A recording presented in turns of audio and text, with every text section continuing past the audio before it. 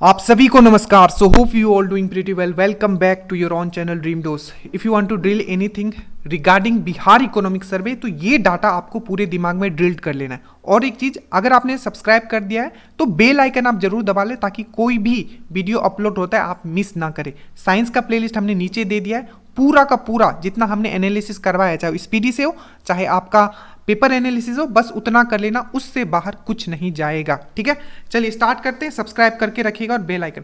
सबसे पहले economic survey का हम लोग बात करते हैं। बस जितना बता रहा हूं उतना दिमाग में ड्रिल्ड कर लेना, ठीक है, पूरी तरीके से। देखिए, सो सबसे पहले ये जो इकोनॉमिक सर्वे था वो 21-22 का था, बट याद रखिएगा जो इसमें डाटा दिया गया था वो 20-21 का दिया गया था। कब पेश किया गया है लेजिस्लेटिव असेंबली में, तो आपको याद रखना है 25 फरवरी को पेश किया गया और 13 अध्याय पे ये बेस्ड था, मतलब 13 चैप्टर पे ये बेस्ड था। आपको याद रखना है किसने पेश किया, तो याद रखिएगा तारकिशोर प्रसाद ने पेश किया था। उस समय ये डेप्यूटी सीएम थे और हमारे फाइनेंस मिनिस्टर थे। ठीक है, और ये हमारा 16 नंबर का ये इकोनॉमिक सर्वे था, ये भी याद रखिएगा। अब जो डाटा बोलने जा रहा हूं एकदम ध्यान से सुनिएगा। सबसे पहले जो ये इकोनॉमिक सर्वे आया था, इस हिसाब से याद रखिएगा जो हमारा जीएसटीपी जो ग्रोथ हुआ है वो कितना परसेंट का ग्रोथ हुआ है, तो याद रखिएगा 2.5% का ग्रोथ हुआ है।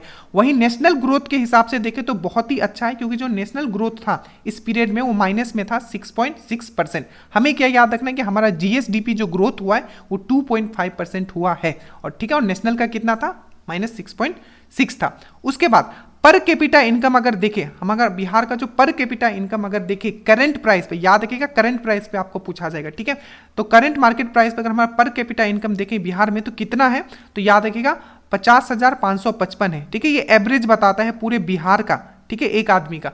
तो जो पर कैपिटा इनकम है बिहार का वो है आपका 50,555, डायरेक्टली आपका छपेगा। ठीक है, वही अगर इंडिया का हम लोग देखें तो 86,659 है, ये हमारा इंडिया का है पर कैपिटा इनकम। याद क्या रखना है, बिहार का 50,555 है, ये आपका पर कैपिटा इनकम है। ठीक है, उसके बाद याद रखिएगा 5 साल पहले का भी कुछ डाटा दिया है जो आपको एग्जैक्टली याद रखना है। 2016 से लेके, ठीक है, आपका 2021 के बीच का जो 5 साल का पीरियड है उसमें बताया गया है जो हमारा प्राइमरी सेक्टर है वो 2.3 के परसेंट से ग्रोथ हुआ है। ठीक है, प्राइमरी सेक्टर। ठीक है, और सेकेंडरी सेक्टर जो है 4.8% और जो आपका टर्सरी सेक्टर है वो 8.5%। पेपर उठा के देख लेना, सब यहीं से क्वेश्चन छपेंगे। ठीक है, तो याद रखिएगा लास्ट 5 ईयर का डाटा दिया गया है जिसमें कि आपका प्राइमरी सेक्टर 2.3%, ठीक है, सेकेंडरी सेक्टर 4.8% और आपका जो टर्सरी सेक्टर है वो 8.3%। एकदम डाटा अच्छे से देख लीजिए। ठीक है, 2.3% प्राइमरी सेक्टर, सेकेंडरी सेक्शन 4.8% और जो आपका टर्सरी सेक्टर है, तृतीय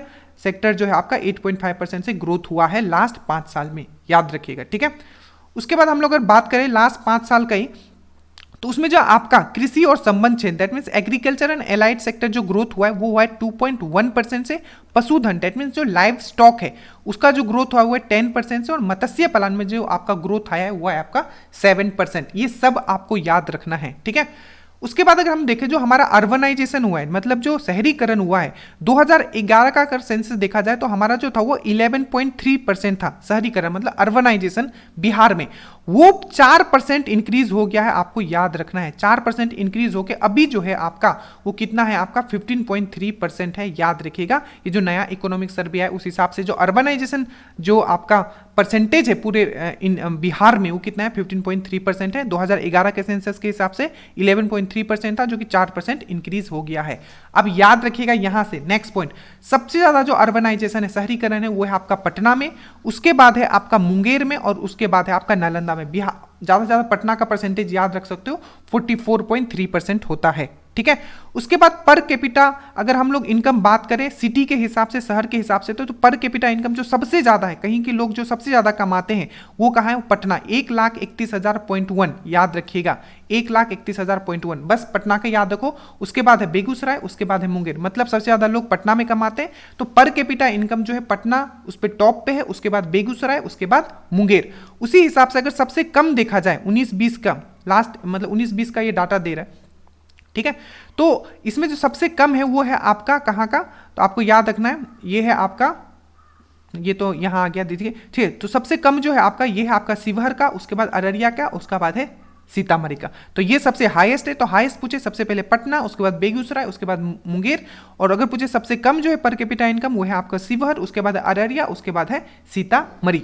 उसके बाद हम लोग बोल के सकल फसल क्षेत्र मतलब दैट मीन्स जो ग्रॉस क्रॉप्ड एरिया रहा है, ठीक है, जो ग्रॉस क्रॉप्ड एरिया जो रहा है वो कितना रहा है, तो 72.97 लाख हेक्टर, ये याद रखना 72.97 लाख हेक्टर जो ग्रॉस क्रॉप मतलब इस एरिया में पूरा क्रॉप लगाया गया है, ठीक है, ये एवरेज डाटा बता रहा है। तो 70 आपको सिंपल याद रखना है कि ग्रॉस क्रॉप्ड एरिया कितना है, तो 72.97 लाख हेक्टर आपको याद रखना है। उसके बाद क्रॉपिंग इंटेंसिटी था, घनत्व कितना था, फसल घनत्व, तो याद रखना है आपको 144%। तो ये दोनों डाटा आपको याद रखना है, एक याद रखना है gross cropped area 72.97 lakh Hector और दूसरा आपको याद रखना है क्रॉपिंग इंटेंसिटी 144% रहा है, ठीक है। उसके बाद अगर हम लोग देखें जो हमारा ग्रॉस फिजिकल डेफिसिट था 20-21 में वो कितना था आपका 4.8% था, ये भी याद रखिएगा। और जो मनाया जा रहा है कि जो हमारा जो एक्सपेक्टेड जो हमारा लेटेस्ट 22-23 में जो फाइनेंशियल ईयर होगा उसमें जो बोला जा रहा है कि हमारा कितना होगा 3.47 होगा, ये बजट में बताया गया है। तो जो 20-21 का डाटा था उसमें हमारा जो फिजिकल डेफिसिट कितना था, ठीक है, तो वो है आपका 4.8% और जो एक्सपेक्टेड है, ठीक है, 20-21 में ये 22-23 का जो अब ये आपका बजट दिया गया उसमें बताया गया 3.4%, ठीक है। जीएसडीपी आपको याद रखना है, ग्रोस स्टेट डोमेस्टिक प्रोडक्ट जो है आपका करंट प्राइस पे कितना है, तो अच्छे से याद रखना 618630 करोड़, ठीक है, 618630 करोड़, आप इस तरीके से याद रखो। उसके बाद ये लास्ट पॉइंट आप याद रखना कि जो एक्सपेंडिचर है, ठीक है, वो 20-21 में क्या हुआ है, जो इकोनॉमिक सर्वे के हिसाब से जो 20-21 में क्या हुआ है, लास्ट जो हमारा फाइनेंशियल ईयर था उससे जो हमारा एक्सपेंडिचर है वो क्या हुआ है, बढ़ गया, मतलब खर्च जो है बढ़ गया, कितना बढ़ गया है, तो 13.4% बढ़ गया है, ठीक है। और कितना हो गया है, तो 1,65,000, ठीक है, 1,65,696 करोड़ हो गया है, जिसमें कि आपका 26,203 करोड़ आपका कैपिटल एक्सपेंडिचर है और 139,493 जो है आपका रेवेन्यू एक्सपेंडिचर है। इतना बस आपको याद करना है, इससे ज़्यादा अभी अपने दिमाग में मत रखिएगा, पहले इतना रखिए, उसके बाद नेक्स्ट कुछ भी आप अपने दिमाग में रख सकते हैं जो भी और फैक्ट्स है तो, ठीक है। So good luck.